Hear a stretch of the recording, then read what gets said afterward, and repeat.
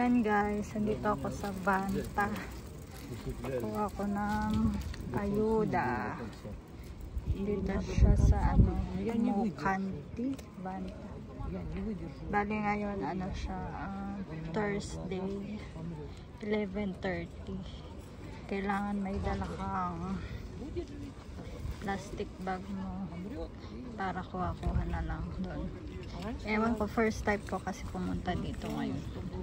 Tingnan natin kung ano yung mga pamimigay. Bali yan yung pila. Hanggang doon yung pila. Haba ng pila. Tapos yung iba yun nakakuha na. Tingnan ko kung makailan tayo dito. Ito yung pila. Naka-plastic na yata. Ito yung mga near expiry food na galing sa mga supermarket.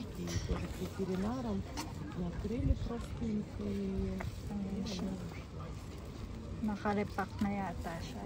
Plastic. Kailangan maaga ka dito kasi ang daming napila. Tignan natin. Sobrang init. Dapat nagdala ng payong. Next time magdadala.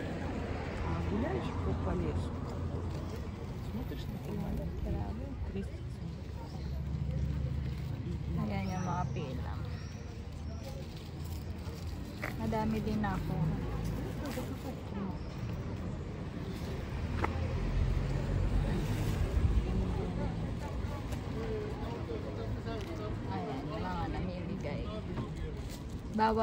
Bawat lugar may namimigay ng mga ganyan. So dapat i-search nyo kung sa lugar and oras and araw yung may mga namimigay ng ganito. Ito na yung pinaka nearest sa amin, sa lugar namin. Kasi doon sa amin mismo wala. Ito na yung pinakamalapit na na-research ko. Tingnan natin kung ano mga pamigay. Nakarepak-repak na siya.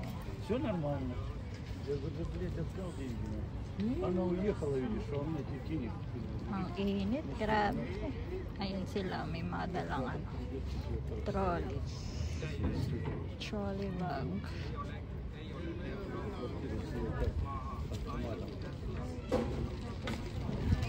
Dapat may ganun may bag kang ganyan diba? Ayan, tagal pa, medyo malapit na ano kaya yung mga pamigay.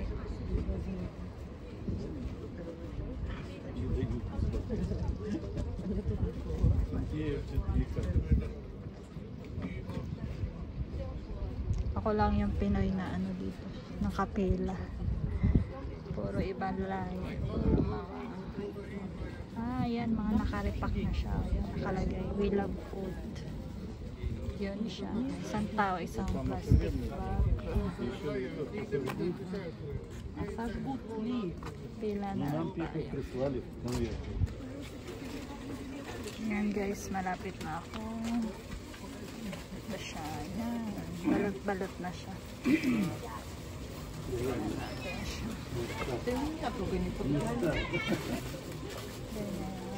Pamilay.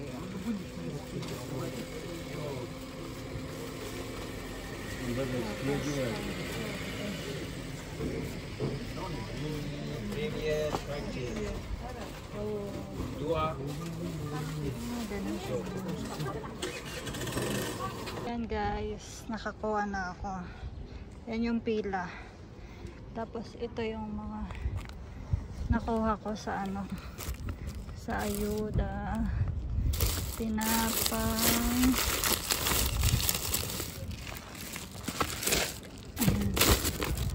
ito yung mga galing sa ayuda, tinapay, ayan, mga gulay, tinapay ulit, gulay, tapos may bigay pa frozen ito yung frozen sa ilalim, yung naka-hotdog saka ano pa. So ayusin ko lang yung mga ayuda. Ito, tinapay. Puro tinapay pa. May prutas din. Tinapay uli. Ito, ano to? Ano na? Gulay. Tinapay. Ang daming tinapay. Puro tinapay. So, nagtitinapay yung pagbuong linggo. Ayan pa.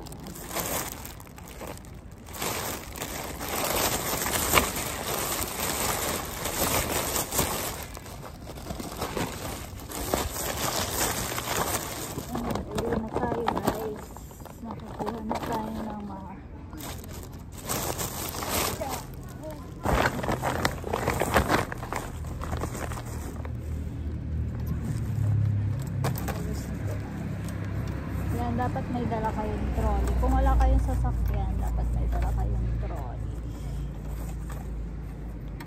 Para hindi mahirap pag-bitbit.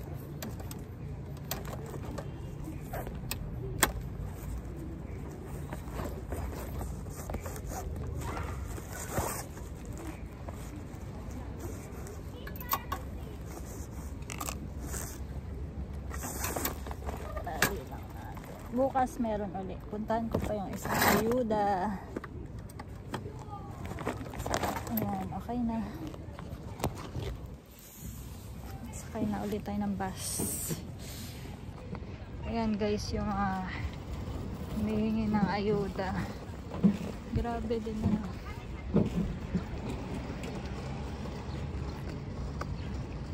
Pwede naman i-bike to. Next time magbabike na lang ako para makatipid sa pamasahe.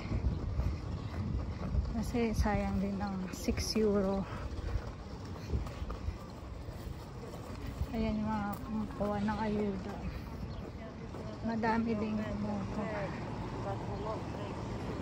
Ngayon sakay na ako ng bus. Tingnan ko kung anong bus na sasakyan pa. Ayan yung S-Market. Dito yan sa Banta.